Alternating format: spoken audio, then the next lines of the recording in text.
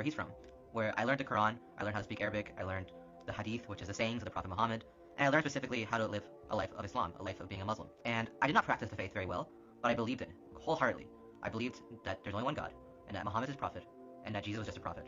And all other religions were basically corruptions, abominations, and Islam was the only way to heaven. And I believed this for a good 15 years of my life. Then one day, I was hanging out with an Orthodox Christian in Egypt. Egypt's around 20% Orthodox, and this Orthodox Christian started telling me stuff about Jesus and the Trinity and what salvation is and why Jesus had to rise from the dead.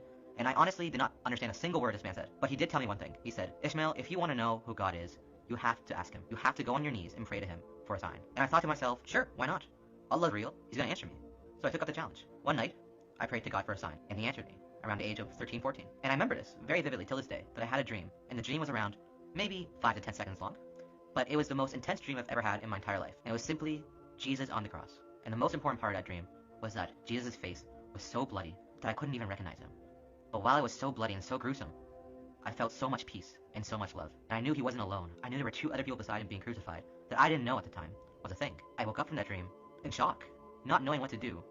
But I convinced myself that it was a hallucination. I didn't want to listen to it. I put it to the back of my mind and continued to be a Muslim. A missionary started talking to me about Jesus and the gospel in the same way my friend from Egypt did. Nothing that he said made any sense. But even though I kept questioning him and kept asking him what the purpose was for all this nonsense that he believed in, a guy from 2,000 years ago who rose from the dead, he was still respectful and showed me love. And then one day he said, why don't you come over for dinner at this person's house and we can, have dinner together. And I thought to myself at the time, I had no friends, I was very depressed, and I had no one to have dinner with. So I said, okay, 25 of us having dinner. I was the only non-Christian in this house, and they were all praying over the meal, and they're all praying over each other. And at the end of the dinner, they do praise and worship. Basically, they sing songs to God and praise his name. And I'm looking around the room, and they all look so happy. And I have 2 conclusions about this. Either they're all on drugs, which I know they're not, because I was with them the whole night, or this religion, there's something true to it. And I realized that it was the second conclusion. And I prayed, and I asked God, I asked Jesus actually, specifically Jesus, if you're real, show me a sign. And as soon as I said that, my entire life changed. Something entered my body, which I now know was the Holy Spirit, and it expanded from my chest into my entire body. Just thinking about it right now gives me goosebumps. I was so happy.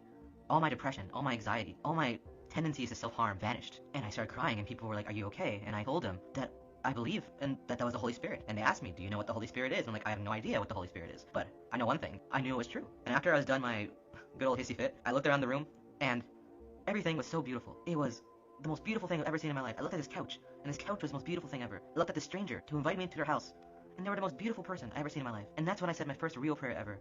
Not some prayer that was written in old Arabic that I didn't even know half of the words what they meant. It was from the heart. And I remember this prayer very vividly, because I call God dude in it.